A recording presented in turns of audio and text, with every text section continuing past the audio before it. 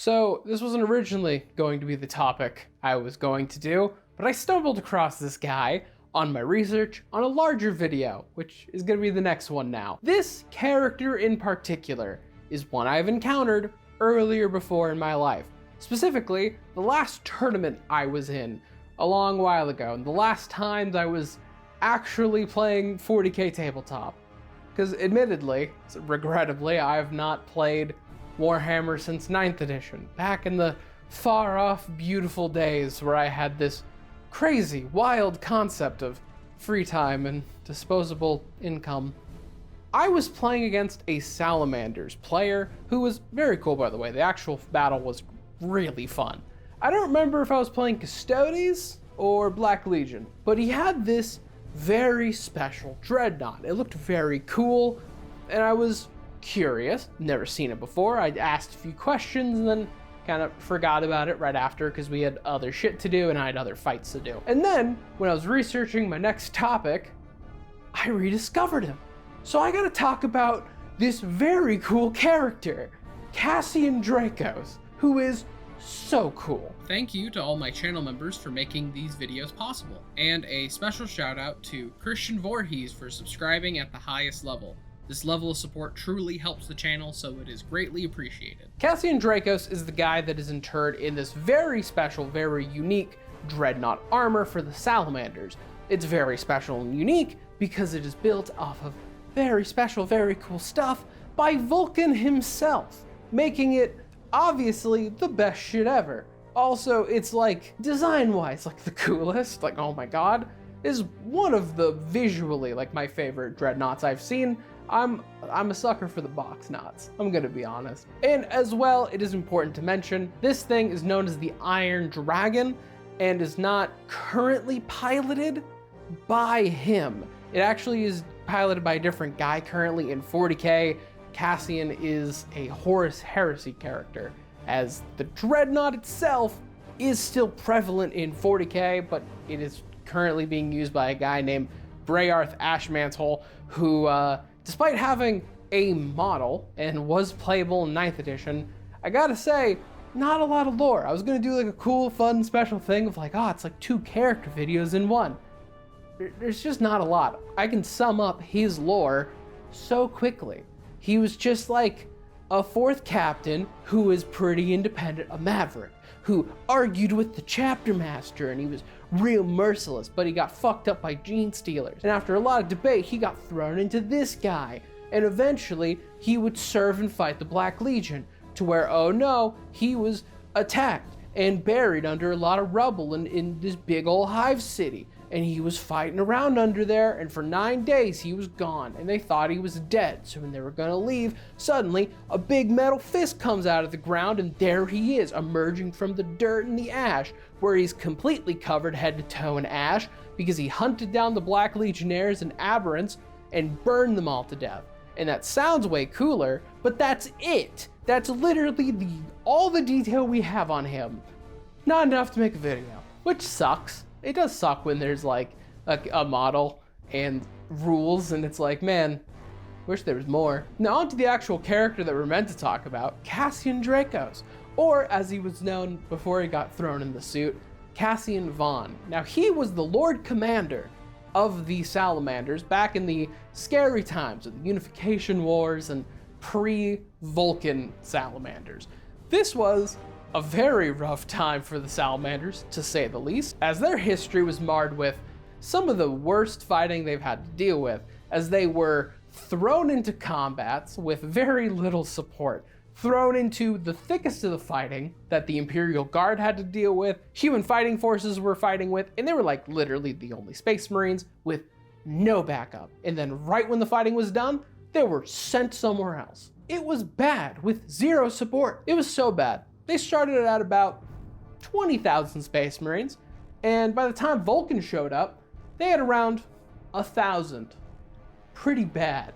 This ended up with them fighting an Orc campaign, a pretty rough one, to where good old Cassian was mortally wounded. In this battle though, thankfully, Vulcan showed up with reinforcements, with Space Marines, and he turned the tides of the battle, saving the day.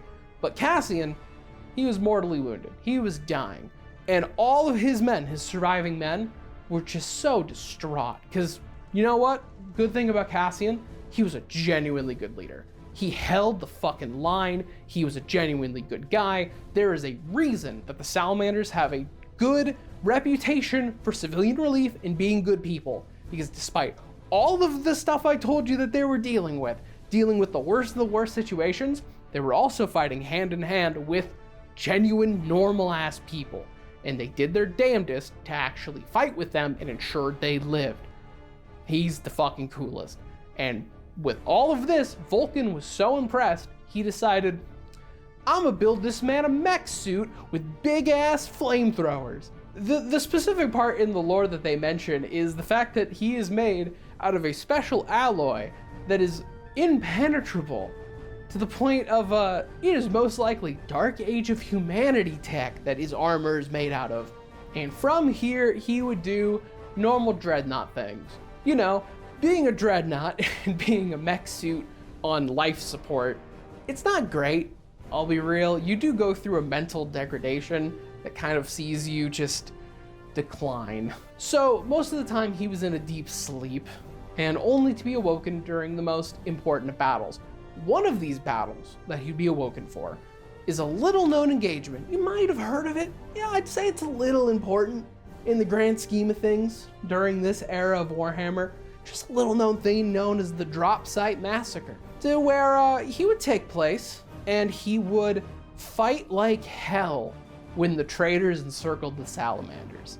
And he would take down a fuck ton of renegades. I'm talking torching like hundreds of Space Marines, just tanking bolter shots. It took a lot to get through it, because like I said, that like impenetrable alloy of whatever the fucking metal Vulcan pulled out of his ass, it took a while, and he left a trail of scorched bodies until eventually, with enough volume of fire, he was able to just get fucked up enough that they could just deal with him, to where he was buried under a fuck ton of rubble and dirt and ash, and he was left for dead, presumably dealt with.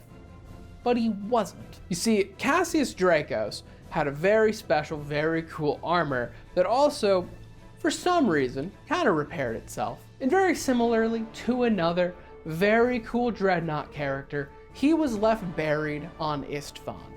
And thankfully, unlike this other Dreadnought left on Istvan, he wouldn't get found by, Snake Primarch. He'd get found by his brothers, some Salamanders. Specifically, those on a ship known as the Ebon Drake, who came in after the Drop Site Massacre was kind of ended, and they found him. Which they were relieved, obviously, because this guy was fucking awesome. It was the dude handcrafted by the Primarch. He's here. And thankfully, after a couple days of recovery where they saw, oh shit, he's fixing himself. He's just regrowing. This is great. He started to speak. And one of the things he said, Vulcan lives. The Primarch is alive. I mean, they didn't know that Vulcan couldn't die, but that's comforting thought, you know? He also kept talking. And this is where it gets a little weird.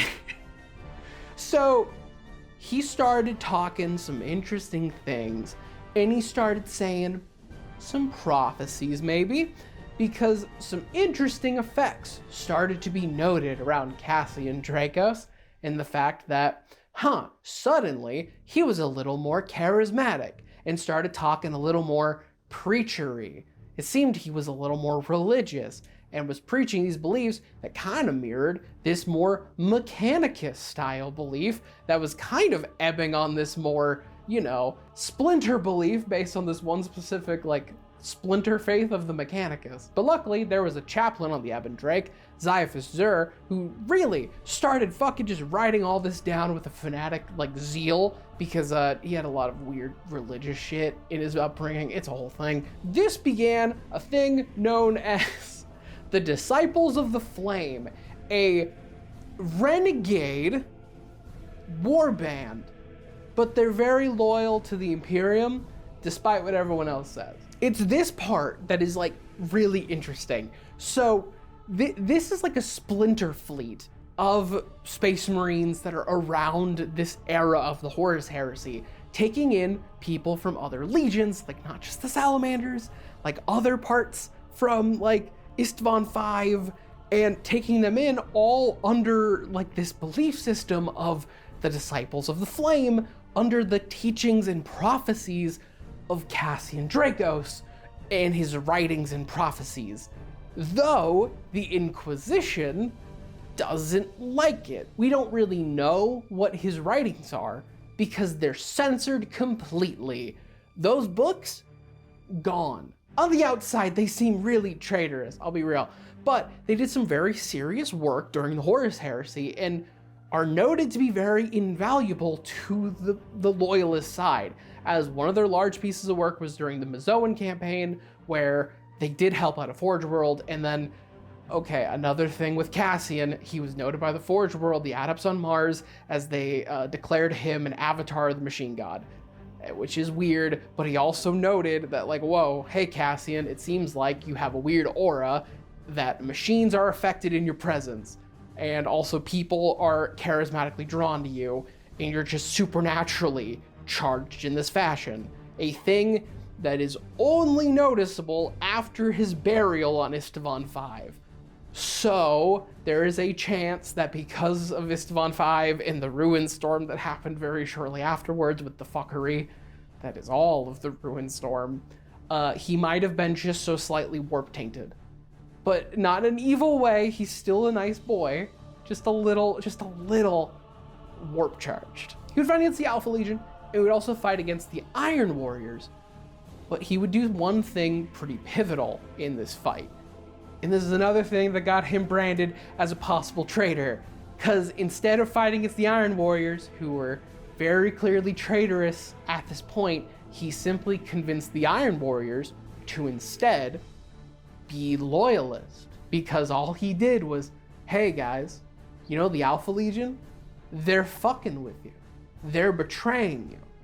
Because admittedly they were. Shocker, it worked. Because no one trusts the Alpha Legion. That's their MO. And this aspect, that they're pretty open to having ex-traitor Marines join their side, got them branded as heretical. This aspect, that the fate of the Disciples of the Flame is completely unknown. They're censored by the Inquisition. We don't know what their status in 40k is. All their writings is gone. All their data is gone. We don't know. But the other mysterious thing, Cassian's Dreadnought suit is back in the hands of the Salamanders. We know he died. We don't know where. We don't know how. We just know that at some point he died, and the Salamanders got the suit back. But yeah, that's it. I think this character is fucking wild and honestly very cool. So I decided to take this little detour. Stay tuned for next video where I talk more about Salamanders. So if you like this, like, comment, subscribe, do that stuff, and see ya.